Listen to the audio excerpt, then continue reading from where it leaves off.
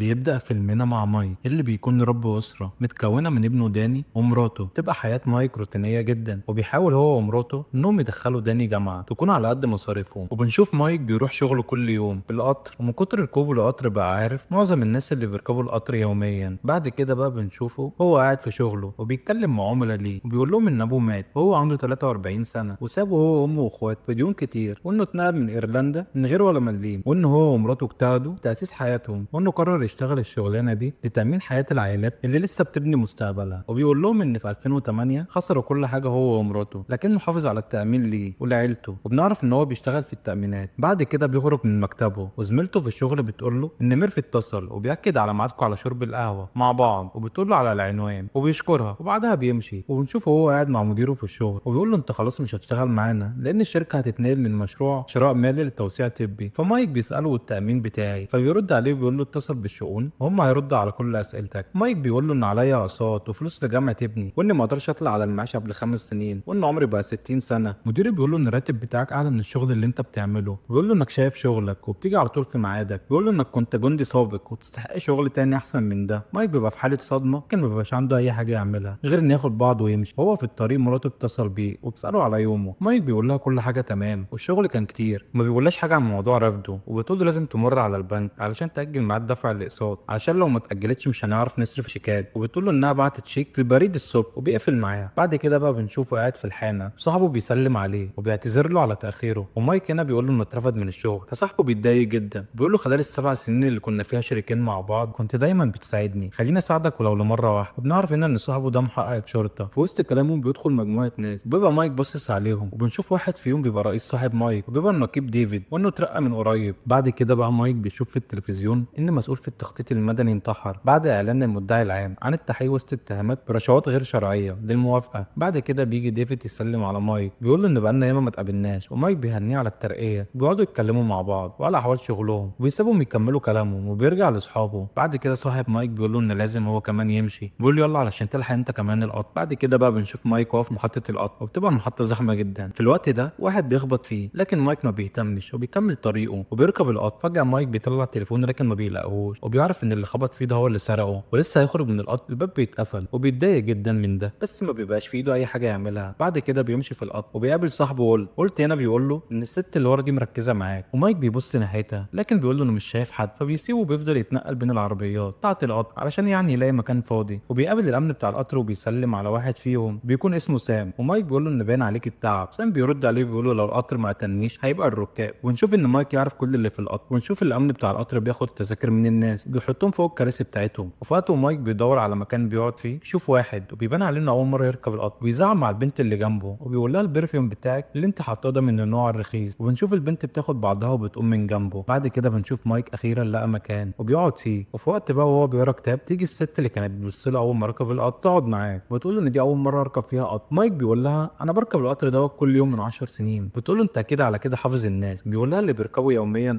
فبتعرف على نفسها بيبقى اسمها جوانا. وبتقول له الوقت قد ايه ما بين المحطات، فبيقول لها 4 دقايق تقريبا بين كل محطه ومحطه. بيقعدوا يتكلموا مع بعض، وبيقول لها بقول لك ايه انا متجوز. فبتقول له انا كمان، واني بدرس السلوك البشري عشان كده بحب اقعد اتكلم مع الناس. وبتقعد تشرح له عن شغلها، وبتقول له ان شغلي بينتهي بالاجابه على سؤال اساسي. فبيقول لها ايه هو السؤال؟ فبتقول له اي نوع من الاشخاص انت. فبيضحك وبيقول لها اسالي مراتي هي اللي عارفه اكتر مني. جوان هنا بتقول له تعالى نلعب لعبه بسيطه، وبتقول له ما تقلقش هو مجرد سؤال بسيط. وبيوافق مايك، وبتقول له هتعمل ايه لو طلبت منك طلب صغير، والطلب ده انت مش مطلوب منك تنفذه، بس الامر ده هيأثر على فرد على القطار. وبتقول له هتعمل ده؟ مايك بيقول لها عندي رغبه في ان اعرف الامر ده. وبتقول له حتى لو ما تعرفش العواقب اللي انت هتعملها، وان في مكافاه. فبيسألها عن المكافاه، بتقول له في الحمام بتاع العربه التانيه ممكن يكون في طرد، والطرد ده فيه 25000 دولار، والمبلغ ده ليك وعليك كمان 75000 دولار لو نفذت الامر ده. مايك هنا بيقول لها انا مش فاهم حاجه. وجوانا بتقول له ان في شخص على القطر ده ما بينتميش لهنا، وان الشخص ده معاه شنطه انت ما تعرفش شكلها، ما تعرفش ايه جوه الشنطه دي، بس الشنطه دي جواها حاجه هو سارقها، وكل اللي عليك انك تلاقي الشخص ده، وان الشخص ده اسمه برين لكن مش اسمه الحقيقي، وانه هينزل محطه كورد سبرينج. وبتقول له لو لقيته ولقيت الشنطه دي هتاخد ال 100000 دولار. وبتقول له هتخرج من القطر قبل ما تلاقي الشخص ده، وما تقولش لحد عن العرض. مايك بيقول لها انا فكرت ان امر خيالي مش حقيقي. فبتقول له ان دي حاجه صغيره ومش هتبقى صعبه على ضابط شرطي سابق. وبيقول لها انت عرفت منين ان انا ضابط شرطه؟ لكن القطر بيقف عند محطه، وبتقول له انها تنزل هنا، وقبل ما تخرج بتقول له قدامك لغايه المحطه الجايه علشان تقرر انت اي نوع من الناس، وبتسيبه وبتمشي. بنشوف مايك قاعد كده مش مصدق بيصدق اي حاجه وبيقوم يدخل الحمام وبيقعد يدور على الظرف ده لغايه ما بيلاقيه. فعلا بيلاقي جواه 25000 دولار وبيفرح وبيخرج من الحمام ومش بيبقى عارف يبدا منين وهيلاقي الشخص ده ازاي وسط كل الناس دي. بعد كده بيقابل الامن وبيقول له اني بدور على زميله ليا واني اتعرفت عليها من على النت ومعرفش شكلها وانها رايحه لمحطه كولت سبرينج وعايزك تساعدني. الامن هنا بيقول له ما اقدرش اساعدك ومحدش هيقدر يساعدك ومايك بيسيبه وبيمشي. بعد كده بقى مايك بيكمل طريقه. القطر بيقف في المحطه وبتيجي بنت بتوقفه وبتقول له انت مايك؟ فبيقول لها اه. البنت هنا بتساله وبتقول له لقيت اللي انت بتدور عليه. مايك بيستغرب والبنت بتشاور له على الشنطه وبتقول له هنعمل ده ولا لا؟ مايك بيقول لها لا انا مش هقدر اعمل ده. فبتقول له هم كانوا عارفين انك هتقول كده وبتدي له ظرف وبتقول له ده تحذير وانهم بيراقبوك وبتسيبه وبتمشي. وباب القطر بيتقفل والقطر بيمشي وبيبقى متجه ناحيه محطه شارع 125. ومايك بيفتح الظرف وبيلاقي ان دي دبلة مراته. بيقلق جدا وبيعرف ان عيلته في خطر. بيروح لراكب تاني اسمه توني وبيقول له ان محتاج تليفونك عامل مكالمه وان دي حاله طارئه وان التليفون اتسرق. توني بيوافق وبيديله التليفون. بيقول له ان مفيش شبكه لغايه شارع 125 وان احيانا بيبقى في شبكه في اخر القطر ده يعني لو حالفك الحظ. مايك بياخد التليفون وبيمشي وبيحاول يتصل بمراته لكن مفيش شبكه. وبيشوف وولت اللي قبله اول ما ركب القطر. وولت هنا بيساله وبيقول له عرفت مين الست اللي كانت بتبص لك؟ وبيقول له يا عم ده انا كنت مفكرك بتدور عليها. مايك هنا بيروح يقعد معاه وبيقول له ممكن اخد الجورنال بتاعك؟ وولت بيديهوله ومايك بيكتب له فيه في الخباثه وبيبقى كاتب له اتصل بالشرطه وان عيلتي في خطر. بعد كده مايك بيمسك التليفون وبيلاقي فيه شبكه وبيقوم وبيدي لولت الجورنال وبيحاول يتصل بمراته لكن ما بيبقاش عندها شبكه. فبيتصل بصاحبه ميرفي اللي كان بيشرب معاه قهوه في اول الفيلم وبيحكي له على اللي حصل وبيقول له ان يبعت حد البيت بيطمن على عيلته عشان حاسس انهم في خطر وبيقفل معاه. القطر بيقف في المحطه وبيشوف وولت نازل وبيسلم عليه. في الوقت دوت بقى جوانا بتتصل عليه وبتقول له انك قابلت العرض لكن خالفت القواعد والقطر بيقف بسبب الاشاره. هنا جوانا بتقول له بص من الشباك. فبيجري مايك يبص بيلاقي وولت وواحد بيجي من وراه بيزق على الاتوبيس وبيموت. وبتقول له انت اللي قتلته لما خليته يتصل بالشرطه. وبتقول له ما تصعبش الموضوع والموضوع بسيط دور على الشنطه وعلى برين ولا هيكون في عواقب اكتر. بعد كده بيقول لها ان ممكن اعرف كل اللي نازلين محطه كولد سبرينج من عن طريق التذاكر اللي على الكرسي ورا كل شخص. وبيقول لها ايه اللي المفروض اعمله لما الاقي الشخص ده؟ فبتقول له دور في جيب البدله وانت هتعرف. فبيحط ايده في جيب البدله وبيلاقي جهاز تعقب. وجوانا بتقول له كل اللي عليك حط الجهاز دوت في الشنطه كل حاجه هتنتهي وهتاخد ال 100000 دولار. بتقول له ادي التليفون لصاحبه وبيلاحظ ان توني واقف وراه وعايز التليفون. بعد كده بقى مايك بيدور على محطه كولد سبرينج في لوحه البيانات بتاعه القطر. بيعرف انها في المنطقه السابعه وبيمشي ويقعد يبص على كل التذاكر الركاب ويقعد مع الراجل اللي شفناه في الاول بيزعق مع البنت وبيقول له انا سمعت انك سمسار وان اول مره اشوفك في القطر ده. فبيقول له ركبت القطر بسبب ظروف وازاي اقدر اخدمك. مايك بيقعد يتكلم معاه لكن الراجل ده بيتكلم معاه بتكبر. وصاحبنا ده بيجي له تليفون وبيفتح شنطته ومايك بيبص فيها لكن ما بيلاقيش فيها حاجه غريبه. بعد كده مايك بيسيبه وبيقوم وبيكمل طريقه في البحث عن الشنطه وبيروح يقعد مع شيري وبيطمن على يومها. شيري بتقعد تساله على عيلته. في الوقت ده بيبقى في بنت قاعده في الكرسي اللي جنبه